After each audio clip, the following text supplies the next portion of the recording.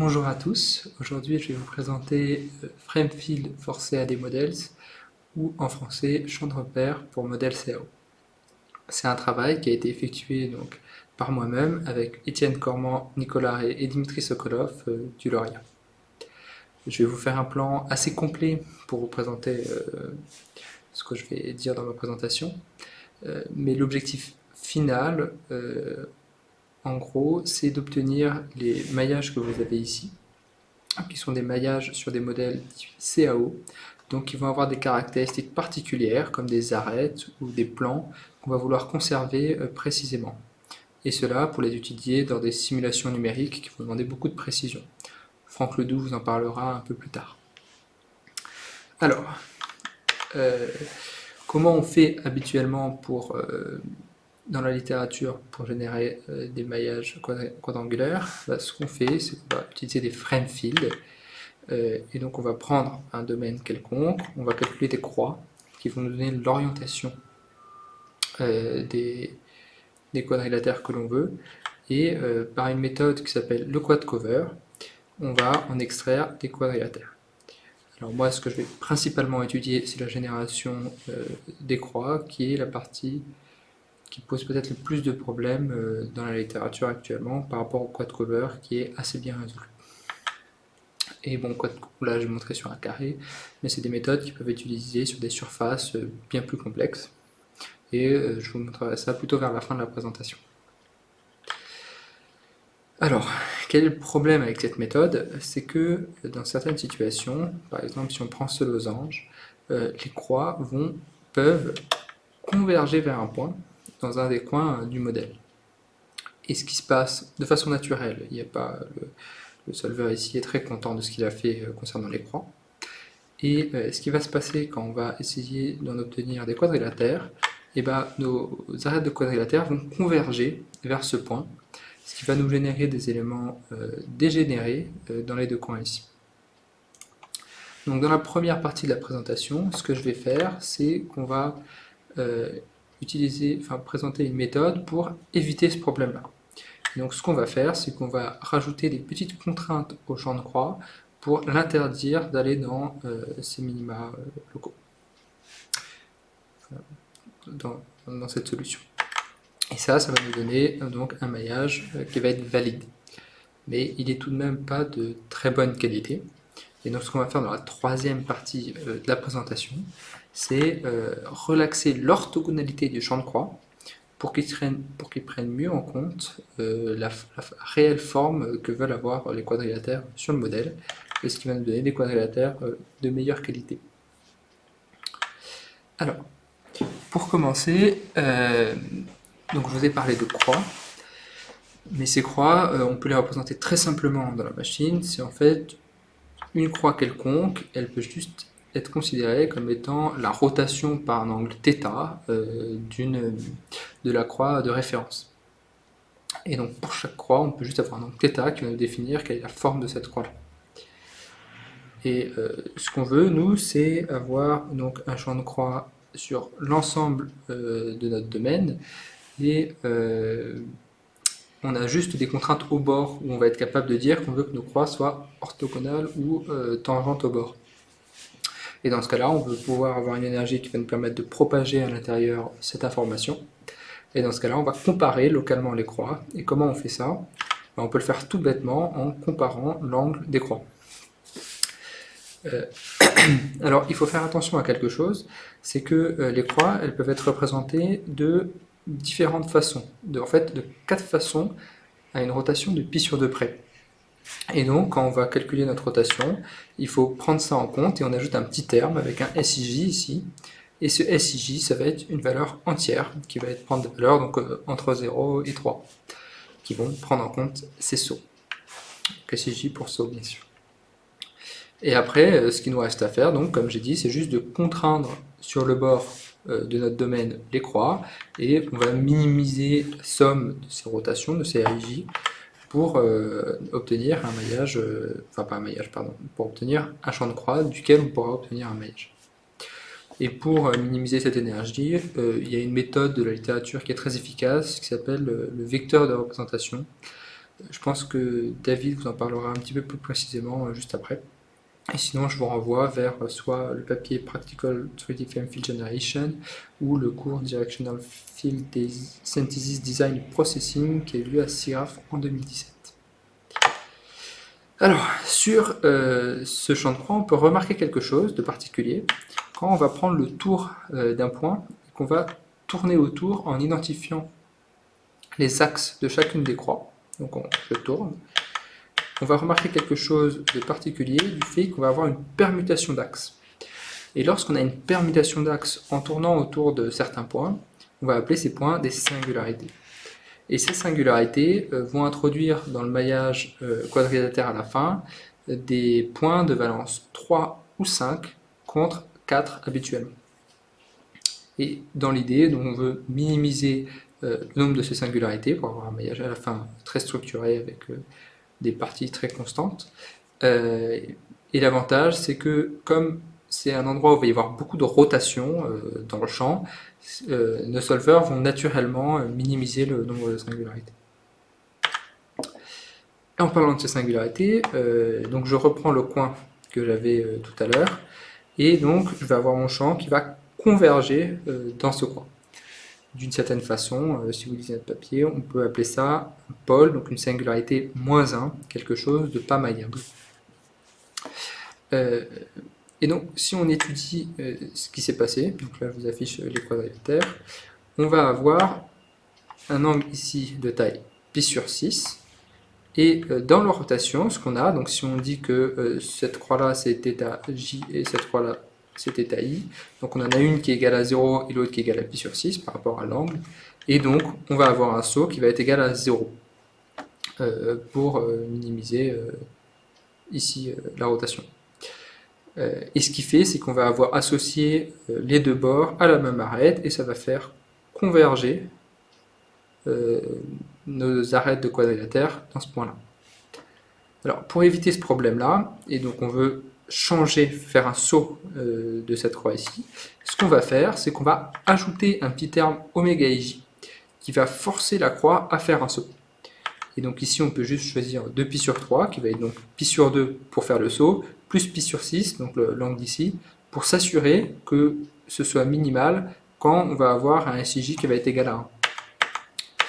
Voilà, et ça va nous forcer d'avoir un saut. Et ça va donc nous introduire une singularité ici, parce que quand on va tourner, on va avoir la permutation. Et donc un maillage qui va être valide, donc sans élément dégénéré. Le problème de ça, c'est que la singularité va toujours être bloquée sur ce point ici. Donc ce qu'on va vouloir faire, c'est de propager un petit peu ce oméga ij pour permettre de ne pas avoir la singularité coincée dans le coin. Alors, pour faire ça, il faut faire un tout petit peu de géométrie différentielle. Bon, on va le faire assez vite. Et donc l'idée, c'est que quand c'est oméga ij, quand on va tourner autour d'un point par rapport à ces arêtes, ça va nous donner ce qui s'appelle la deux formes de la one form oméga ij. La deux formes étant la dérivée extérieure de ce oméga ij. Et on peut remarquer quelque chose, c'est que quand on a contraint ici à avoir un saut de π sur 3, et bien de l'autre côté, on va avoir contraint à avoir un saut de moins 2π sur 3. Ce qui fait que notre deux formes K va avoir la valeur moins 2π sur 3 ici. Sachant qu'à l'origine, tout était égal à 0. Et oui, donc on avait quelque chose de 0, 0, on a ajouté 2π sur 3 ici, et donc on a dû ajouter moins 2π sur 3 de l'autre côté. Et ensuite,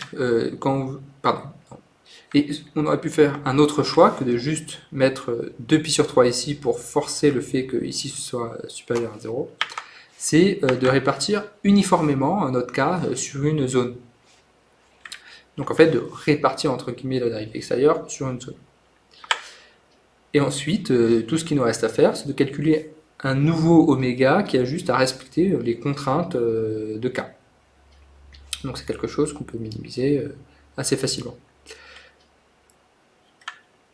Et avec ça, après, on peut juste minimiser l'énergie suivante, en fait, qui va modifier un peu notre rotation et qui va nous donner un champ qui va être valide, mais sans singularité, coincé dans le bord. et ça nous donne par exemple le maillage suivant, qui est bon, pas très joli, mais qui est bien valide. Alors, sur cette histoire de propagation, donc maintenant on va repasser au modèle donc surfacique 3D, et ça c'est pas très compliqué, il suffit dans chacun des triangles de ce modèle de prendre une base locale pour représenter nos croix, et ensuite tout se généralise assez bien. Donc sur ce modèle on peut détecter tout un ensemble de feature edge en anglais, et donc d'arêtes caractéristiques. Et ces arêtes caractéristiques, on va vouloir les conserver. Donc ce qu'on va faire, c'est qu'on va un peu découper le modèle autour de celle-ci. Et quand on a fait cela, on va remarquer un ensemble de points qui vont être problématiques, c'est-à-dire avec des angles de moins de pi sur 4. Et voilà donc la triangulation. Et on peut remarquer quelque chose, c'est que chacun des triangles qu'on a là, qui va être coincé entre deux arêtes vives, on va le diviser en 3 pour ne pas avoir de problème lorsqu'on va représenter nos croix qu'on représente sur nos triangles. Donc voilà la situation. Et donc si on calcule sans propagation, ce qui va se passer, c'est comme on a vu tout à l'heure, alors mon laser n'est pas une singularité, on va avoir une singularité qui va être coincée juste sur le point tout proche du coin. Et donc on aimerait qu'elle s'éloigne un petit peu pour avoir quelque chose de plus lisse. Ici, ça impliquerait qu'on serait obligé d'avoir un quadrilatère tout dans le coin ici. Impossible d'avoir des quadrilatères plus grands. Donc ça va peut-être induire beaucoup de distorsion. Alors ce qu'on va faire dans un premier temps, c'est qu'on regarde, essayons de propager sur l'ensemble du modèle. Ce qu'on fait tout de même, c'est qu'on découpe les parties connexes du bord par rapport à nos arêtes vives. Et ce qu'on fait, c'est qu'on prend en chaque point le cas qu'il doit avoir, et on uniformise le cas sur le reste de la facette. Et ça nous donne une valeur de oméga pour tout le monde. Le problème, quand on fait ça, c'est qu'on va avoir un champ avec beaucoup de distorsion pas nécessaire. C'est-à-dire qu'elle est un peu contre-intuitive, elle peut arriver assez loin des coins parce qu'on on l'a poussée partout sur la face. Donc typiquement, dans le coin ici, on va avoir une singularité qui paraît un peu contre-intuitive. Et ça, c'est dû à la modification du oméga sur l'ensemble du modèle. Et voilà, donc là on a une idée de comment serait le maillage quadrilatère, et on peut voir qu'il y a une distorsion un peu particulière. Et cette distorsion, on peut l'éviter en fait en considérant uniquement des petites parties locales. Et donc ce qu'on va faire en fait, c'est se dire qu'on veut uniquement éviter d'avoir des singularités bêtement à 5 quadrilatères du coin. Et donc on prend une distance d'à peu près 5 quadrilatères et on dit là-dedans on va propager notre cas. Et en fait ça va naturellement pousser nos singularités en dehors de cet endroit-là, mais en gardant un champ qui paraît intuitif. Donc voilà la représentation des quadrilatères. Et sur ce type de modèle, on a remarqué quelque chose, c'est que tout près du coin, on a des éléments qui ressemblent beaucoup à des losanges. Et qu'on veut des éléments comme ça, c'est-à-dire que pour épouser le coin. Et le problème, c'est que le champ qu'on a calculé, qui est orthogonal, il va être contre-productif là-dedans, c'est-à-dire qu'il va vouloir empêcher ces éléments d'être orthogonaux. Et donc, ce qu'on fait après, c'est essayer de relaxer un petit peu cette orthogonalité pour mieux prendre en compte l'envie de nos quadrilatères, entre guillemets. Et pour faire ça, c'est simple. On ajoute juste un petit angle alpha qui va nous dérégler l'orthogonalité, c'est-à-dire nous éloigner un petit peu de l'orthogonalité. Alors, le problème, lorsqu'on veut calculer directement un champ avec ça, c'est que ça devient assez compliqué, parce qu'on doit faire attention à pas mal de choses. La représentation est assez particulière, comment appareiller nos arêtes. Et donc ça, David vous en parle dans la présentation juste après. Moi, ce que je vais faire, qui est plus simple, c'est de d'abord calculer un champ donc, orthogonal qui va me donner des sauts. Et de ces sauts, je vais pouvoir en déduire un appareillement de mes arêtes et qui va me permettre d'avoir deux termes de rotation qui vont donc comparer les rotations entre les deux arêtes. Et donc, ce qu'on fait, c'est qu'on prend un champ orthogonal qu'on a déjà calculé, et on minimise l'énergie des rotations que j'ai mentionnées tout à l'heure, qui appareil les arêtes selon le champ orthogonal. Et ça va nous donner un nouveau champ qui va lui être non orthogonal. Bon, ici, il a l'air un peu écrasé, mais c'est parce que le coin est très très fin. Et on va obtenir là-dessus des maillages bien plus pertinents pour ce coin, c'est-à-dire épousant bien la forme du coin. Alors, il y a quand même une faiblesse à juste poser cette énergie, c'est que si on considère en 3 dimensions, encore une fois, le modèle suivant, on va avoir des feature edge qui vont être celles-ci. Donc en fait, des endroits qu'on ne va pas traverser, on va avoir découpé. Et ces feature edge, elles vont uniquement contraindre notre champ dans une seule direction. Donc le champ dans l'autre direction, il est libre de bouger comme bon lui semble, parce qu'on n'a aucune contrainte qui soit orthogonale. Et donc, ce qu'on va faire pour éviter ce problème-là, c'est de rajouter un très faible terme de régularisation, entre guillemets, qui va forcer un petit peu nos croix à être orthogonales. Et donc avec un epsilon très faible de l'ordre de 10 puissance moins 2. Et ça va nous permettre d'éviter ce genre de problème, parce que quand il est totalement libre, il va faire le choix de l'orthogonalité. Alors ça nous permet d'obtenir des résultats bien plus sympathiques sur des modèles, par exemple comme le losange qu'on a ici. C'est-à-dire qu'habituellement on aurait une assez forte distorsion, alors que là on va avoir un champ très régulier qui va ressembler au quadrilatère qu'on aimerait avoir. Et plus généralement, la méthode qu'on vous a développée permet de traiter des cas hyper limites comme celui-ci, c'est-à-dire avec des angles très très forts, et donc de donner un maillage qui a des problèmes dans les coins bien sûr parce qu'on ne peut pas faire mieux, mais qui est de très bonne qualité autrement. Alors pour conclure, je vous ai présenté une méthode qui permet d'améliorer localement la méthode de l'état de l'art pour obtenir des maillages quadrilatères. C'est-à-dire qu'on a des modèles, donc ici CAO, où habituellement les méthodes vont avoir échoué. Et nous, donc, on rajoute une petite étape très simple qui permet d'éviter ce type d'échec. Et on relaxe un petit peu l'orthogonalité parce que on sent que les maillages vont être de meilleure qualité quand ils peuvent avoir un champ non orthogonal en entrée. Voilà. Alors là, je vous ai fait une liste des avantages et des désavantages de la méthode. Je pense qu'on peut très simplement en considérer un gros avantage qui est que même si la méthode, cette méthode qui s'adapte très facilement au quad cover, donc à la méthode de la littérature pour générer des quads, et en même temps, elle diverge très peu des méthodes habituelles pour générer des champs. C'est-à-dire qu'on a juste 2 petits systèmes linéaires à résoudre, et ce qui nous permet de très simplement l'implémenter dans les méthodes habituelles, et ça va améliorer de façon conséquente les résultats pour les modèles CAO, qui vont contenir donc plein de petits coins comme cela. Et après, bon, le problème dont vous parlera David juste après moi, c'est le fait qu'on se repose sur les singularités d'un champ orthogonal et qu'on n'ait pas directement calculé nos singularités par rapport au champ non orthogonal, ce qui pourrait être un avantage dans certaines situations. Je vous remercie pour votre attention et je suis là si vous avez des questions.